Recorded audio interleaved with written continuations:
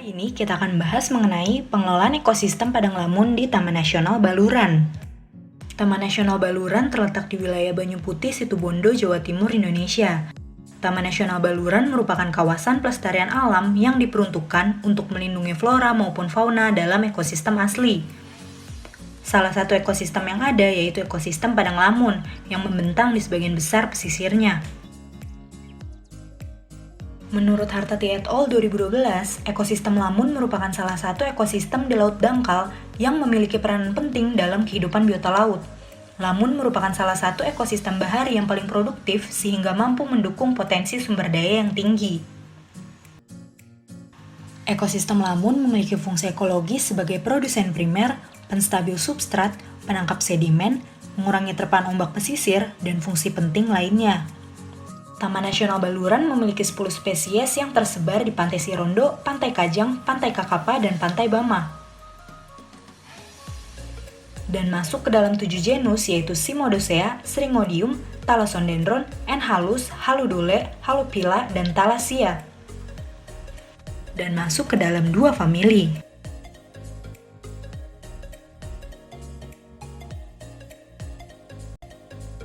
Kali ini kita akan membahas mengenai karakteristik lamun yang ada di Taman Nasional Baluran Situbondo, Jawa Timur, Indonesia. Spesies pertama yaitu Cimodocea rotundata. Habitat Cimodocea rotundata berada di pesisir dangkal. Cimodocea rotundata memiliki daun sepanjang 7-15 cm dan lebarnya 0,2-0,4 cm. Pelepah daun berkembang pada panjang 1,5-5,5 cm, warna pelepah ungu pucat. Daun bergerigi kecil dan ujungnya tampak sedikit berbentuk hati. Daun yang sehat berwarna hijau seluruhnya. Batang Cimodocea rotundata berbentuk lateral tegak pendek di setiap simpul dengan bantalan 2-7 daun. Rizom halus dengan 1-3 akar bercabang yang tidak teratur di setiap simpul. Selnya berbentuk bulat, di mana sel yang berwarna hitam dapat dilihat dalam bentuk bulat ke persegi panjang. Selanjutnya adalah Cimodocea caerulata. Cimodocea caerulata hidup di pesisir dangkal. Karakteristiknya memiliki daun yang panjangnya hingga 15 cm dan lebar 0,4-0,9 cm. Pelepah daun berwarna ungu berbentuk segitiga yang menyempit di pangkal. Bentuk daun yang bergerigi dengan ujung daun berbentuk bulat. Batang yang dimiliki berbentuk tegak pendek vertikal yang terdapat akar berserat di masing-masing simpulnya. Rimpang spesies ini halus dan warnanya bisa kuning, hijau, atau coklat tergantung dari kesehatannya dan paparan cahaya. Spesies ini memiliki sel yang berbentuk sudut membulat.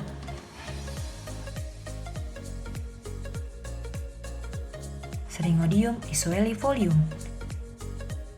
Spesies ini hidup di habitat pesisir dangkal dekat dengan pantai dan bakau. Panjang daun mencapai 30 cm dan lebar 0,1-0,2 cm. Panjang pelepah daun yang dimilikinya sepanjang 1,5-4 cm. Bentuk daun halus dengan ujung meruncing ke satu titik. Batang spesies ini tegak, di setiap simpulnya memiliki 2-3 daun. Rimpang Syringodium isuelifolium halus dan memiliki 1-3 akar bercabang kecil. Sel dari daun berbentuk heksagonal.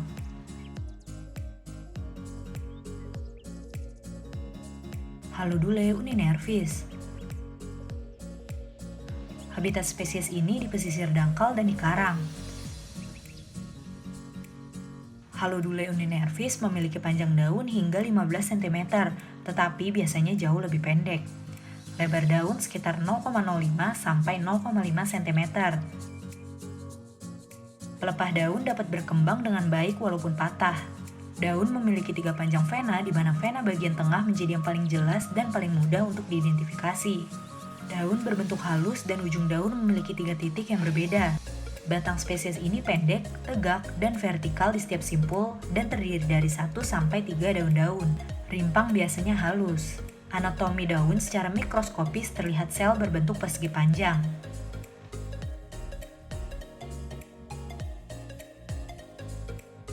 Haludule pinifolia. Haludule pinifolia hidup di pesisir dangkal dekat dengan bakau. Spesies ini memiliki panjang kurang dari 20 cm dan lebar 0,02 sampai 0,1 cm. Di pelepah daunnya memiliki 3 urat daun longitudinal. Ciri khas dari spesies ini adalah vena sentral hitam yang ada di ujung daun dan terbagi menjadi 2 di bagian puncak. Tepi daun spesies ini sebagian besar halus, tetapi beberapa bergerigi halus di ujungnya. Batang spesies ini pendek, tegak, vertikal, dan memiliki 1-2 daun. Rimpang yang dimilikinya halus, tetapi sering ditutupi oleh bekas luka daun. Bentuk sel daun kecil, teratur, dan berbentuk persegi panjang. Thalassodendron ciliatum. Spesies ini biasanya berbentuk tunggal dan merupakan salah satu dari sedikit spesies yang dapat ditemukan melekat pada karang. Beberapa juga dilaporkan ada pada kedalaman 40 meter.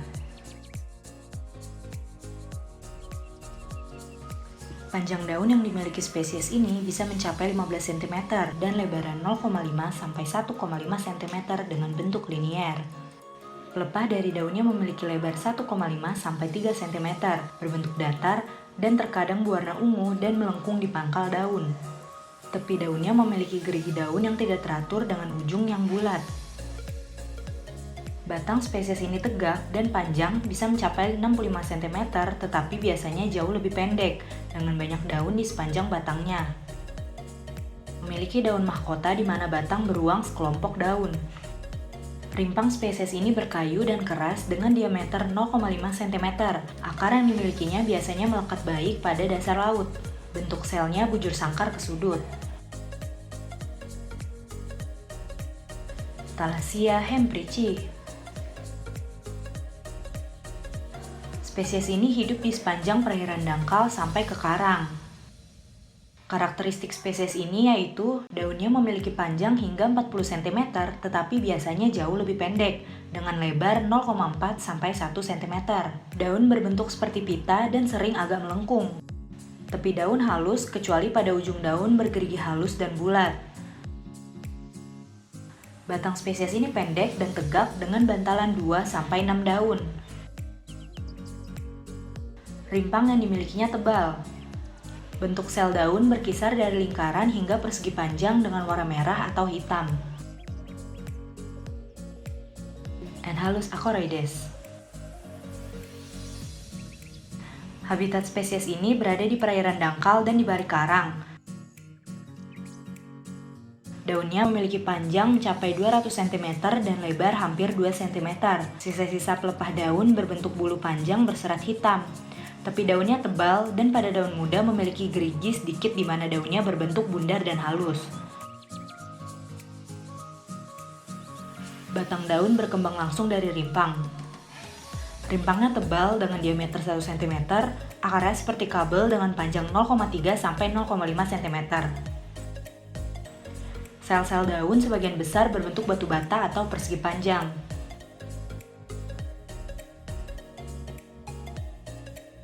Halophila ovalis. Spesies ini hidup di sepanjang perairan dangkal, tetapi beberapa hidup di perairan dalam. Panjang daun yang dimilikinya sekitar 1-4 cm dan lebar 0,5 sampai 2 cm. Daunnya berbentuk oval, pada daun terdapat 2 sisik yang menutupi pangkal tangkai daun. Tepi daun berbentuk halus dan tidak ada rambut di permukaan daun. Batang berbentuk tangkai daun yang timbul langsung dari rimpang dengan panjang 0,4 sampai 8 cm. Tangkai daun terdiri dari sepasang daun. Rimpang yang dimilikinya halus, tipis, dan berwarna. Sel daun berbentuk zigzag tidak teratur.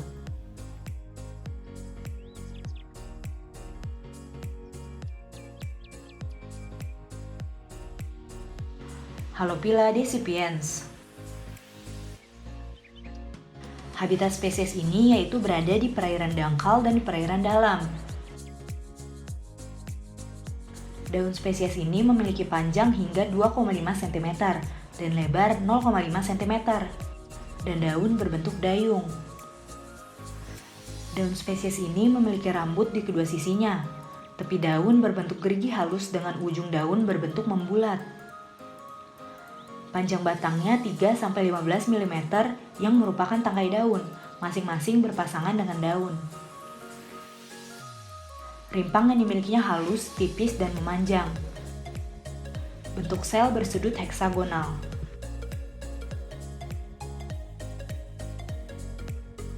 Keberadaan jenis lamun pada Taman Nasional Baluran yang tidak merata disebabkan oleh jenis lamun yang terdapat di perairan tumbuh dalam kelompok yang terpisah-pisah, dengan batas yang tidak jelas dan jumlah tertentu serta penyebaran yang tidak merata.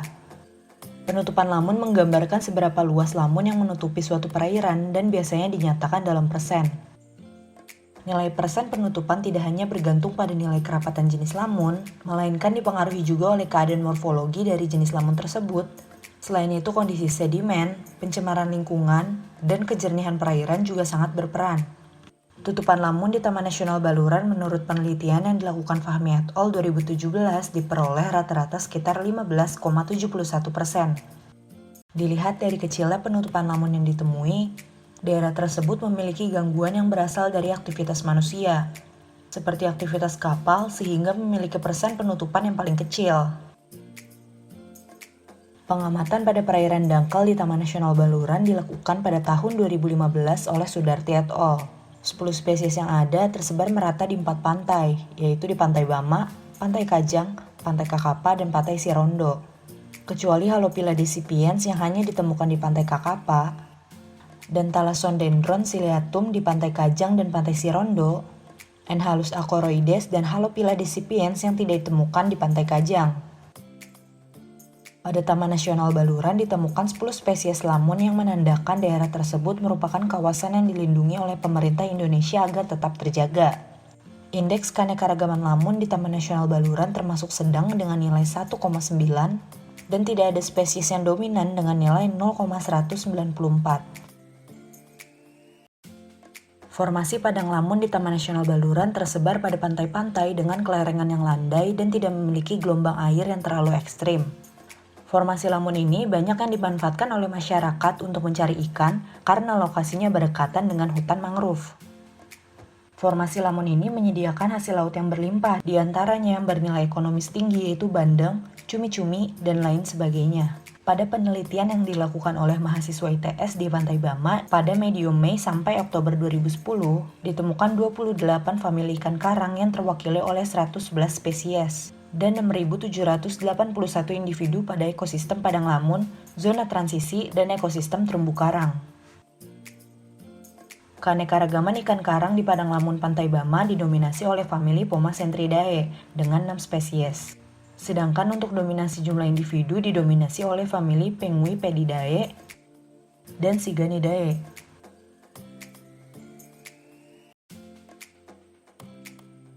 Pemanfaatan ikan di Taman Nasional Baluran pada umumnya hanya pekerjaan sampingan yang dilakukan sepanjang tahun. Dalam pengambilan ikan, sebagian masyarakat menggunakan perahu dan ada yang menyusuri pantai dengan berjalan kaki. Pemanfaatan ikan yang dilakukan sebanyak 2-5 kali dalam seminggu dengan hasil mencapai 1-10 kg. Hasil ikan biasanya dikonsumsi pribadi dan beberapa dijual dengan harga 15.000 sampai 20.000 per kilogram. Nuzula et al. 2017 melakukan penelitian mengenai indeks dan status efektivitas pengelolaan ekowisata pesisir di Taman Nasional Baluran pada dimensi ekologi, sosial, ekonomi, dan kelembagaan. Pada dimensi ekologi menghasilkan indeks efektivitas sebesar 84,15%, yang menunjukkan bahwa pengelolaan ekowisata pesisir di Taman Nasional Baluran saat ini dikategorikan sangat efektif, sehingga diharapkan keberlanjutan objek ekowisata pesisir harus tetap terjaga.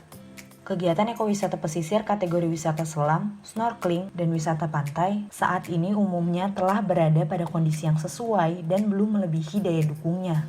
Pada dimensi sosial, status efektivitas pengelolaan ekowisata pesisir di Taman Nasional Baluran tergolong pada kategori cukup efektif, dengan indeks efektivitas menunjukkan skor 63,10%.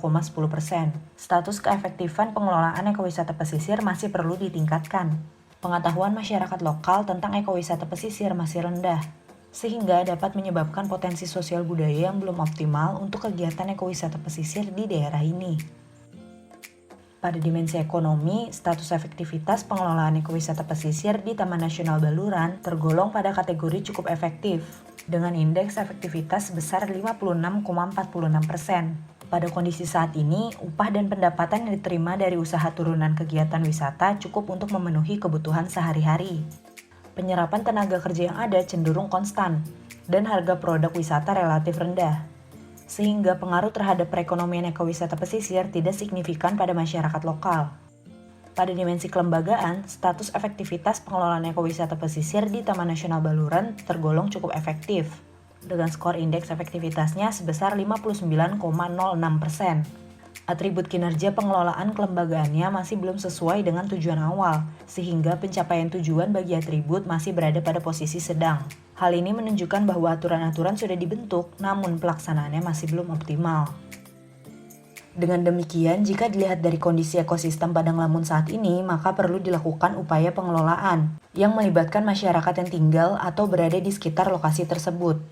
Dengan menerapkan kebijakan terpadu antara program konservasi sumber daya ekowisata pesisir, optimasi kegiatan ekowisata pesisir, peningkatan kenyamanan antara wisatawan dengan masyarakat lokal, dan peningkatan penyediaan infrastruktur penunjang ekowisata pesisir di Taman Nasional Baluran agar kelestariannya tetap terjaga dan keberlangsungan hidup biota yang tinggal di sekitar Padang Lamun tersebut tidak mengalami penurunan.